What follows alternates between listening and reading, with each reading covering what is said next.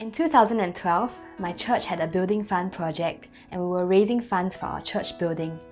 At that time, I was still a student and I didn't have much, but I took a step of faith and gave a significant offering to God. The following week, a pastor from the US came and he shared about the 100-fold blessing. What this meant was that whatever we sowed in the kingdom of God, God wanted to bring a 100-fold increase in our life. When I listened to that message, I was so stirred up in faith and I just received that word over my life. At that time, I was preparing for a nationwide exam before university. And then in my heart, I was hoping to get straight A's so that I could get into the course I wanted. Praise the Lord, in the next few months, God really moved in my life.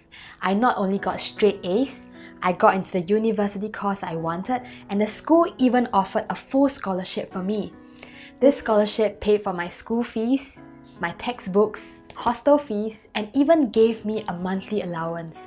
When I added up the total amount of this scholarship, I realized it was 100 times of what I gave for my church building fund. I was so amazed at what God was doing, and I quickly shared this with all of my friends and even my family members who did not know God. My faith in God skyrocketed because I experienced firsthand a word that He spoke that came to pass. However, when I entered university, things didn't go as well as I expected. My grades didn't match up to the university requirement, and I tried everything I knew to hold on to that scholarship, and I prayed that God would protect this promise that He gave to me. A month later, I was attending a lecture when I received a phone call from the school. The call was to inform me that the scholarship would be terminated due to my poor performance. At that moment, I was in shock and disbelief. I went back to my hostel and I burst into tears. Am I not good enough? What would my friends think? What would my family think? And what is my future going to be like? All my life, I've always seen myself as a person full of faith. Each time I believe in God for something, He always made a way for me. Whether it's my studies, my music ministry, or my passion for sports.